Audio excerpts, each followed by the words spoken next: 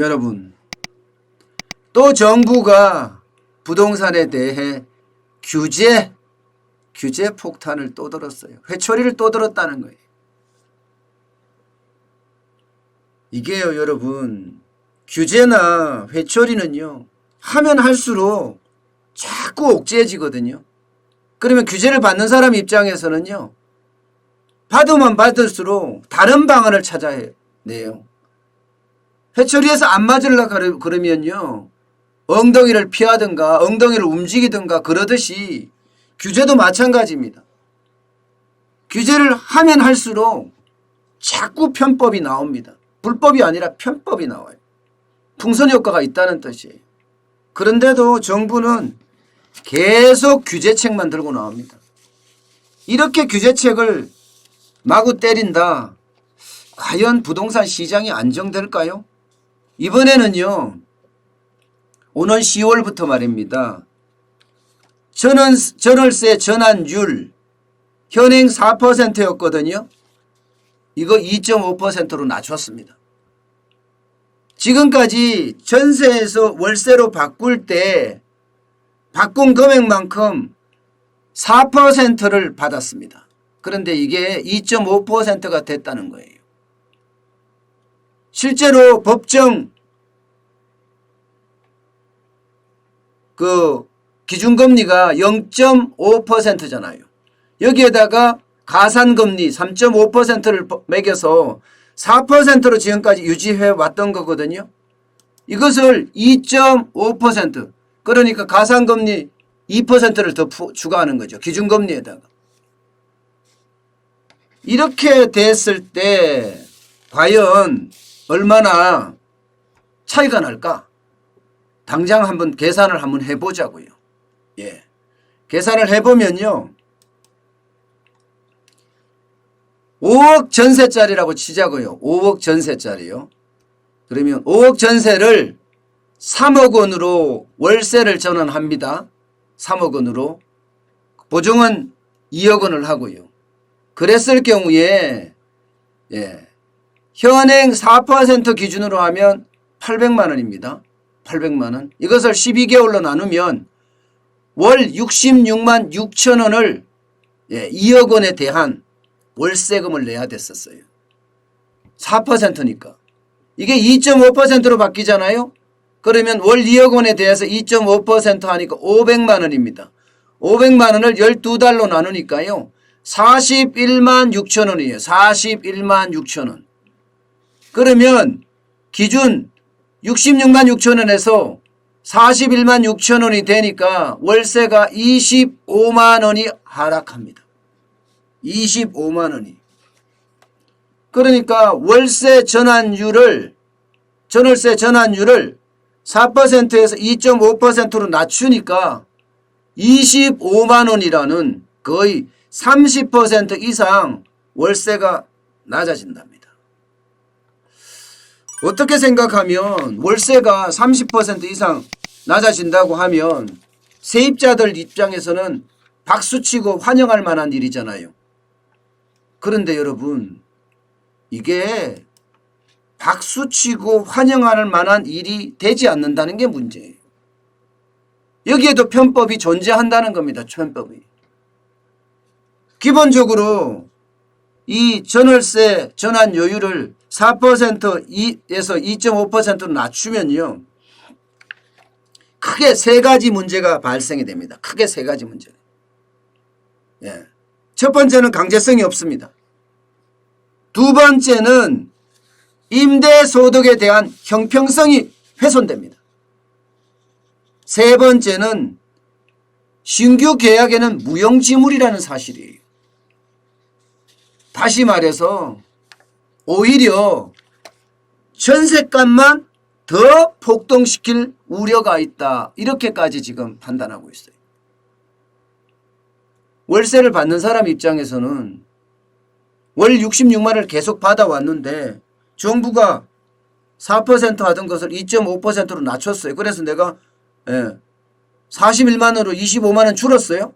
그러면 차라리 전세를 더 높여서 월세 비중을 더 강화해서 다시 66만 원을 받게 만든다는 거죠. 왜? 강제성이 없으니까. 첫 번째 얘기했듯이 강제성이 없으니까. 두 번째 이야기했듯이 신규 전월세를 할 때는 아무 소용이 없으니까. 게다가 말입니다. 지금 현재 전월세에 있는 사람, 반전세에 있는 사람하고 신규로 들어가는 반전세로 들어가는 사람하고 이게 임대소득, 임대료를 내는 게 틀려요. 앞에 먼저 냈던 사람들은 4%나 5% 기준으로 냈을 거고 4%가 기준이니까요. 4%로 냈을 거고 뒤에 들어가는 사람은 2.5% 기준으로 낸단 말입니다. 그러면 똑같은 층에 똑같은 아파트인데 어떤 사람은 66만 원을 내고 어떤 사람은 41만 원을 냅니다. 임대료에 대한 형평성이 완전히 훼손된다는 거죠.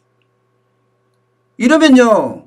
시장에서는 굉장한 혼란을 가져옵니다. 굉장한 혼란을 가져옵니다.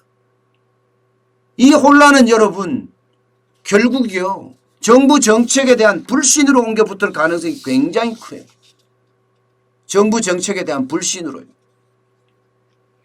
이렇게 될 때 시장은 더 혼란스러워지고 더 각박해지는 거예요.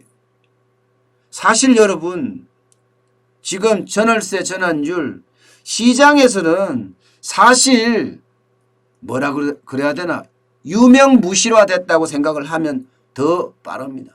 4% 룰 자체가 사실 시장엔 별로 없어요. 강제성도 없고 그렇기 때문에 어떤 데서는요. 강남의 신축 좋은 데는 한 6% 7% 받고요. 또 노후단지라든가 강북 아파트 일대 같은 경우는 3%도 때도 받습니다. 3%대도. 그야말로 그 아파트의 그 물건에 대한 위치나 또 상태에 따라서 굉장히 달라진다고 그렇게 보고 있습니다. 실제로도 이 4% 지키지 않는다는 거 정부 통계에서도 나옵니다. 한국감정원에서 집계한 올해 7월 수도권 전월세 전환율 5.7%입니다. 5.7%. 5.7%면 4%보다 훨씬 많죠. 국민은행 기준으로 봐더라도 4.81%입니다. 4.81%. 다 4%를 넘잖아요. 그만큼 시장에 아무 의미 없는 건데 이런 게 나옴으로 해서요. 결국은 시장에 계속 충격을 줄 수밖에 없다는 게 제 생각입니다. 여기에다가 말입니다. 여러분 새로운 처벌 규정도 또 신설할지도 몰라요. 왜냐하면 4%에서 2.5% 낮췄는데 2.5%로 받는 거 이거 안 되겠다. 안 되겠다. 2.5% 넘게 받으면 안 된다. 그래서 실제로 처벌 규정이 또 나와요. 또. 무소속의 이영호 의원이요. 이분이요. 전월세 전환율 5% 아니 2.5%를 만약에 초과하면 2천만 원 이하의 과태료 또 물린대요. 2천만 원 이하의 과태료. 이렇게 자꾸 옥죄잖아요, 여러분.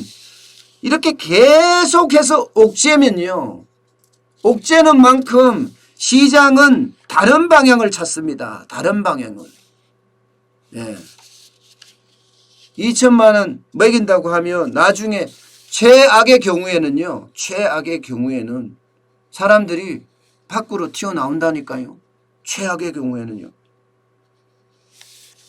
그러니까 전월세 전환율 자체도 이게 결국 시장에서는요. 굉장히 큰 악재가 될 수 있다는 거예요. 큰 악재가. 임대료 받는 사람 입장에서는 지금까지 받았던 거 받아야 됩니다. 지금까지 받아야 됐던 거 받으려고 그러면요. 결국은 임대료를 신규 계약할 때 올리는 수밖에 없는 거예요. 신규 계약을 할 때. 그러면 1억 올릴 거 지금 2 플러스 2잖아요. 2년에서 전월세 상한제에서 5%밖에 못 올려요. 그래서 2년을 더 연장할 수가 있습니다. 그리고 나서 4년이 끝났을 때는 기존에 이미 계약을 해서 1년이 지나서 이제 2년을 더 가는 사람은 앞으로 뭐 최소 2년 후에 또 이런 일이 벌어집니다. 신규 계약을 할 때는 엄청나게 많은 손실을 입을 수도 있어요. 그야말로 세입자 입장에서는 더 어려워지고 집주인 입장에서는 더 고민해야 되는 그런 일들이 비일비재하게 지금 발생이 되고 있다는 것. 참 이런 게 참 안타깝습니다. 예. 규제는 또 다른 편법을 낳을 뿐이다. 이게 제가 본 전월세율 인하의 어떤 핵심인 것 같습니다.